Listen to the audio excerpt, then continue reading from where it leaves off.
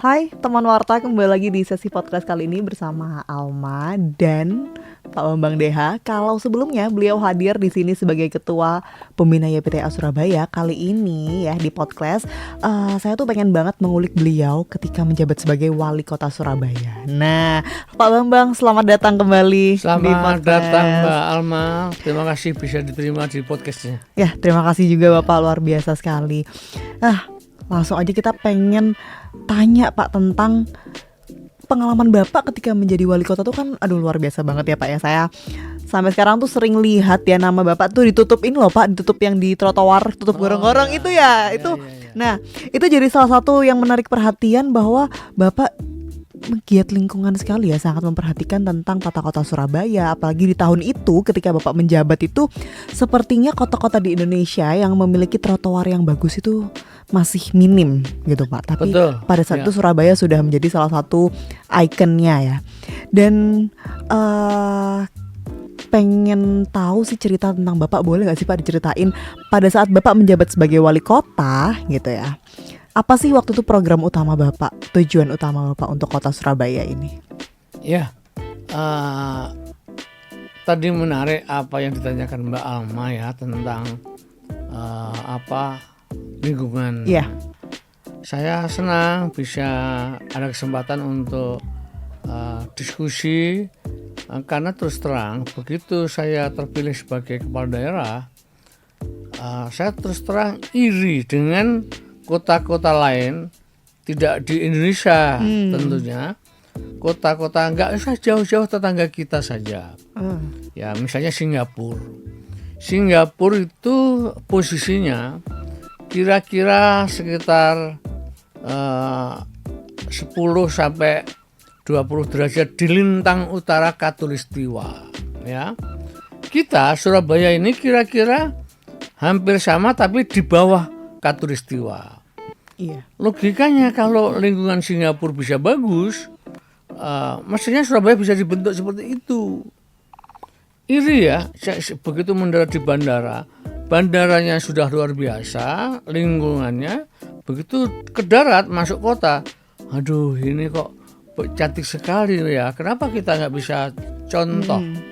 Sehingga ketika awal dipercaya mimpin kota ini, membenahi kota ini, saya banyak baca-baca referensi.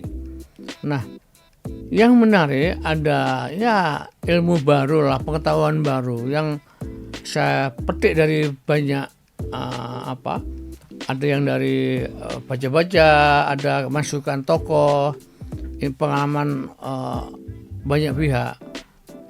Merencanakan pembangunan itu harus menempatkan sustainability, keberlanjutan lingkungan itu sebagai pijakan.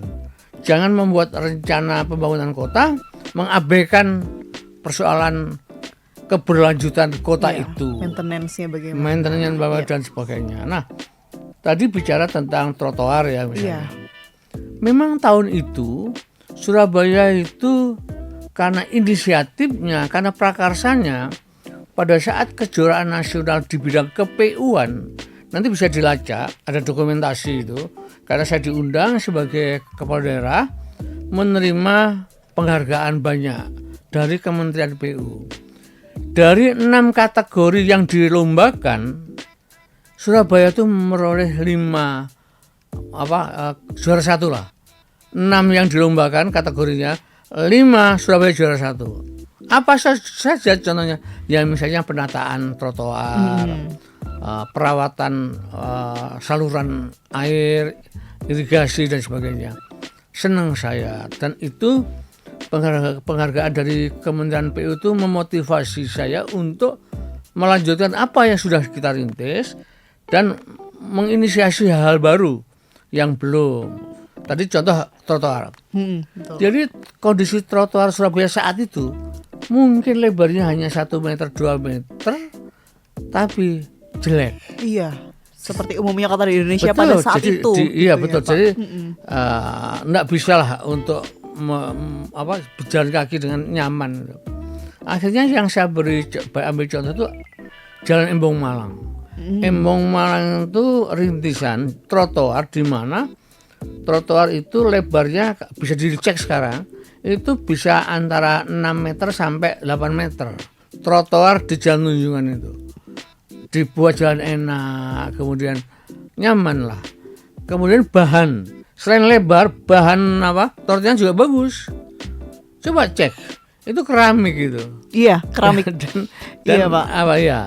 Cuma ada kelemahan, ya masih ada kelemahan. Misalnya, saya ini sudah memberikan arahan untuk jalur pejalan kaki yang ada masalah kaki ya, gangguan difabel lah ya. Iya, betul. Harus ada petunjuknya. Harus ya. Itu kan biasanya ada tackle atau ada yang kuning gitu. Betul. Dan kaki si warga yang mengalami persoalan bisa tahu itu. Oh, itu tanda berhenti. Jadi katakanlah yang buta ya. Iya. Dia bisa menjejak. Oh, ini harus berhenti. Dia berhenti. Mungkin di situ dekat zebra cross. Oh, ini belok. Dia bisa dengan keterampilan aja dia bisa mengarahkan. Cuma tukangnya, kuli bangunannya kan nggak tahu. Sehingga banyak, karena lucu juga. Itu jalan untuk warga yang bermasalah nabrak tiang listrik, Oh, iya, nabrak betul, pohon. Pak. Iki sing gawe gak Sampai masuk berita itu. Benar. nggak mempelajari sebenarnya apa fungsi rambu-rambu yang berupa tegel untuk para pejalan yang kaki yang ada masalah. Nah, kemudian kita juga tadi dulu itu jalannya lebar 4 meter, 6 meter, 10 meter, 15 meter, lebar gotnya sama. Got pelaluan air. Iya. Jadi hujan masuk tertahan aspal, tertahan beton ke saluran tepi. Jalannya 8 meter, 15 meter. Kok salurannya cuma katakanlah 20 cm. Ya pasti dengan cepat kemudian melubur Ke jalan. genangan muncul. Ya mestinya lebar saluran proporsional sebanding dengan lebar jalan, di mana mereka menampung air, aspal, kemudian atau beton, kemudian masuk ke saluran, ya disesuaikan lebar salurannya. Alhamdulillah sejak itu kemudian kita buat perencanaan sehingga di Surabaya ini saluran makin baik ya, saluran air ya, saluran tepi kiri kanan. Dulu seperti Jalan Embu Malang yang tadi saya singgung ya, Iya. perbaikan pertama trotoar tempat pejalan kaki itu hujan mungkin nggak sampai setengah jam banjir. Betul. Banjir. Ya seperti hari ini ya di beberapa sudut kota ya. Hujan baru sebentar aja banjir.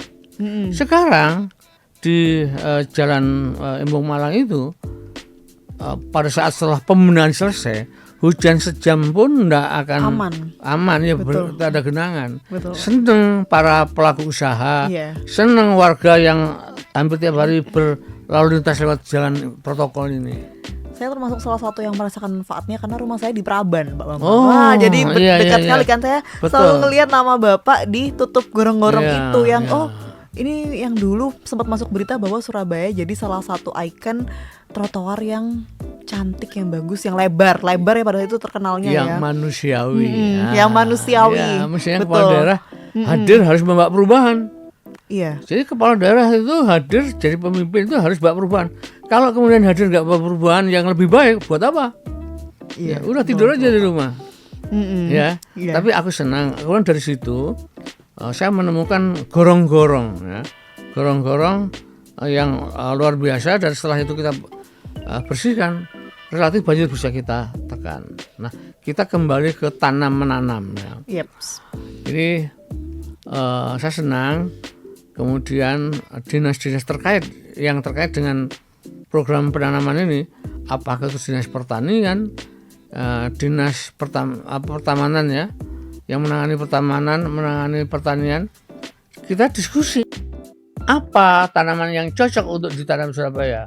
Dengan cuaca yang begini, dengan kondisi banjir jalanan yang sering tergenang, dengan ketinggian seperti ini dan kita seperti ini. Ya, saya sarankan carilah pohon-pohon yang punya dampak rindang. Jadi ada kanopinya ya. Selain rindang, syukur kalau tanaman yang rindang ini berbunga. Jadi dari aspek estetika bagus. Syukur rindang, berbunga, berbuah. Walaupun mungkin buahnya tidak bisa dimakan. Apalagi kalau rindang, berbunga, berbuah, buahnya bisa dimakan. Ya, kombinasi itulah yang ayo kita tanam di kota tercinta ini.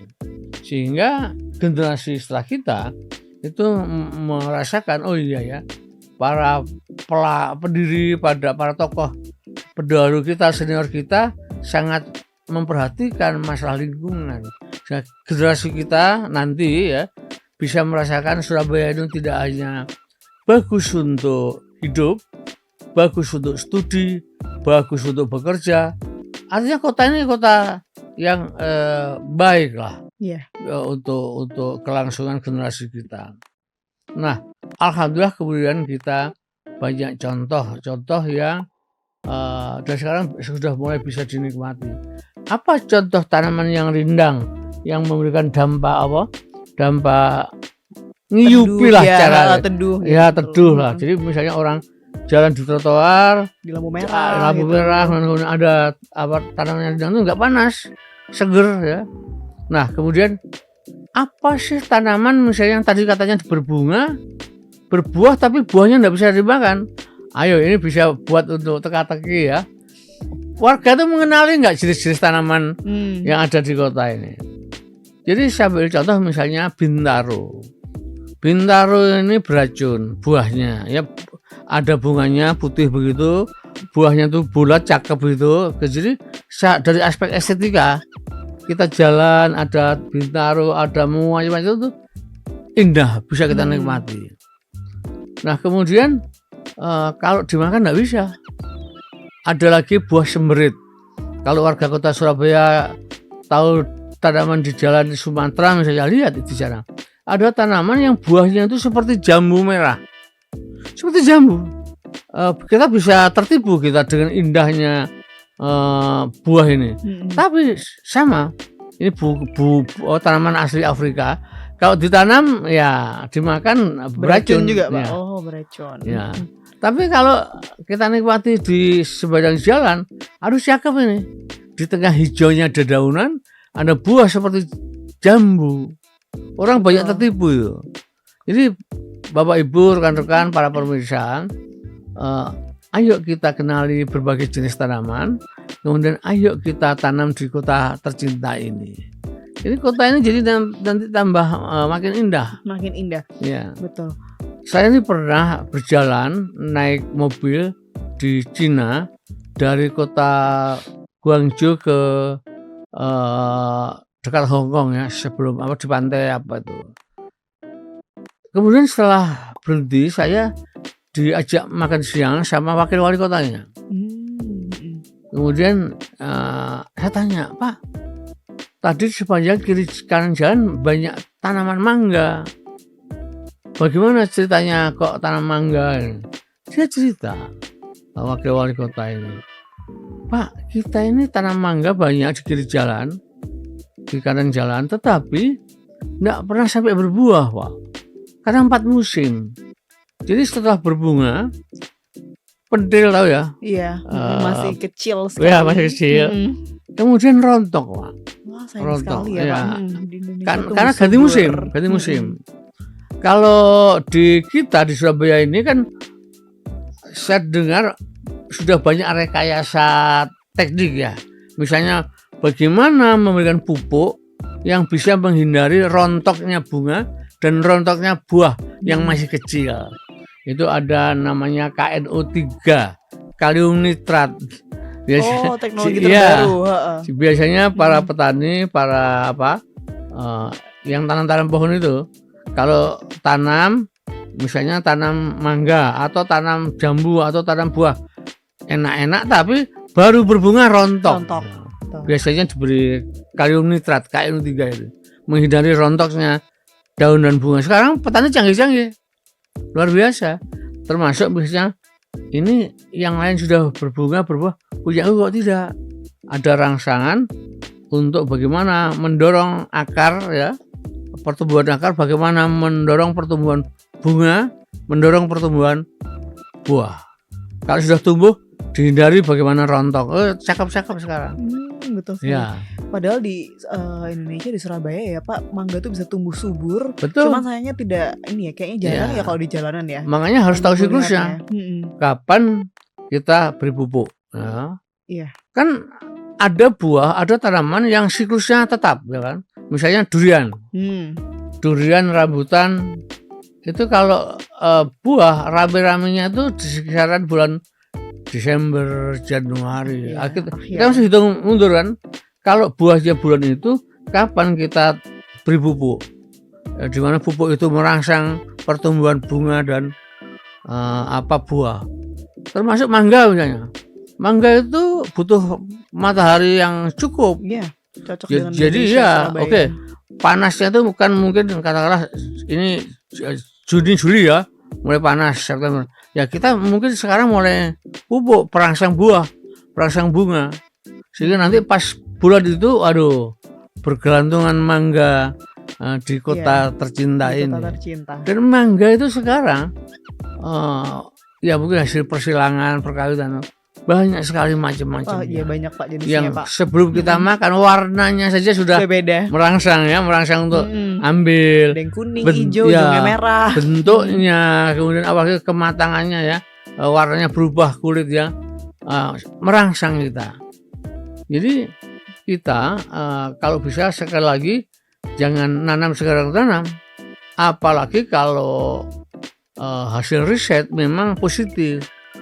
Ada hasil riset dari IPB ya, itu tentang produksi oksigen sebuah tanaman. Misalnya ternyata termesi itu, saya penasaran lagi kenapa Singapura banyak tanam termesi. Ternyata produksi oksigennya paling tinggi. Oh, Hasil sangat riset baik. IPB. Iya. Bisa searching ya, kita bisa cek ya.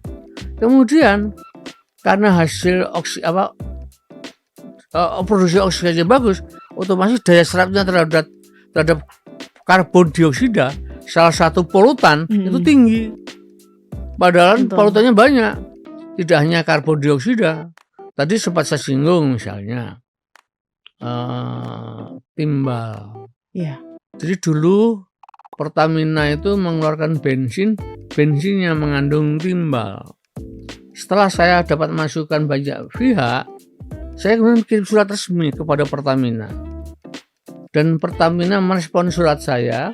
Akhirnya Pertamina mengeluarkan policy mengambil 2 contoh kota yang bensinnya tanpa timbal. Jadi yang dibuat contoh itu Surabaya sama Denpasar. Surabaya dan Denpasar itu ada dokumen suratnya, bisa dicek itu. Diputuskan oleh Pertamina penjualan bensin di Surabaya dan Denpasar tanpa timbal. Saya terima kasih betul, dan akhirnya banyak kota lain yang minta Mengikuti. tanpa timbal. Nah, kalau tidak salah 3 atau 2 tahun lalu saya ini cek kesehatan, saya minta cek dan akhirnya lewat rambut. Saya ke lab, rambut saya dipotong, dicek ke lab, ternyata dari sana terdeteksi kandungan timbal, merkuri, aluminium, banyak lah. Nah, sayang saya tidak bawa. Saya beberapa kali lupa terus pernah saya sampaikan ke Pak Eko DSI. Iya. Tapi saya lupa terus bawa bukti bahwa memang tubuh saya masih belum bersih. Dulu awalnya terdeteksi itu akhirnya saya kemudian treatment, dan setelah treatment ada hasil setelah treatment bagaimana karbon dioksida saya, aluminium saya, timbal saya, alhamdulillah turun, bersih, relatif, tapi belum bersih betul. Ya, dan ini menurut para dokter yang sempat ketemu, wah Pak, bagus Pak, karena kandungan polutan itu kalau tidak dibersihkan, ya tentu mengganggu tubuh. Ya. Jadi upaya itu bagus.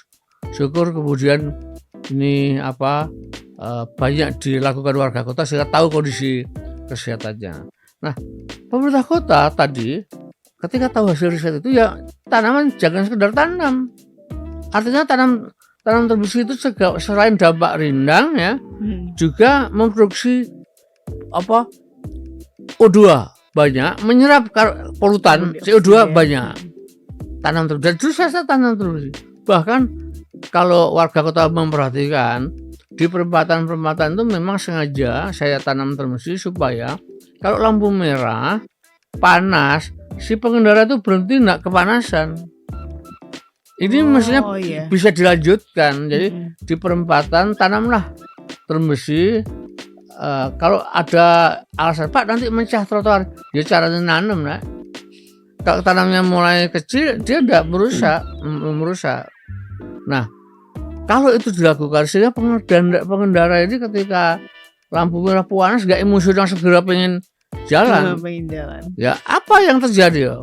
Betul yang saya curigai.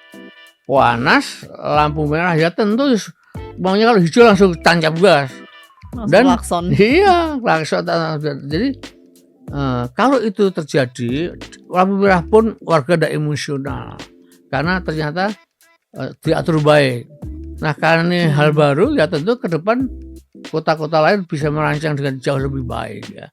Bagaimana memilih jenis tanaman yang tidak merusak ya, tapi punya dampak positif pada warga kota. Kembali tadi ya, kita pilih jenis tanaman, kemudian waktu tanamnya juga harus ini saya sering diskusi dengan kawan-kawan para pimpinan di kampus ya. Contohnya dengan Pak Batot sering diskusi. Pak, ini sudah bulan Juni Pak, sebentar lagi Juli dan kita mesti mulai persiapan bibit tanaman yang akan kita tanam nanti. Kira-kira kalau hujannya sudah rutin bulan-bulan Desember, mungkin Oktober sudah hujan, November sudah hujan, tapi curah hujan belum terlalu tinggi, kadang-kadang nggak rutin. Nah, ketika hujan sudah rutin, ayo kita tanam lagi, kita kampanye ke banyak pihak, ke Sivitas Akademika, ke warga kota, ayo kampanye untuk komunitas untuk tanam pohon. Ya loh. Nah, kita siapkan apa yang kita bisa perbantukan. Kalau kawan-kawan Sivitas Akademika, kawan-kawan kampus katakanlah mahasiswa baru ya, saya pengen tanam ini di Surabaya. Mungkin dari daerahnya ada tanaman itu, tapi Surabaya nggak ada. Contoh ya Surabaya itu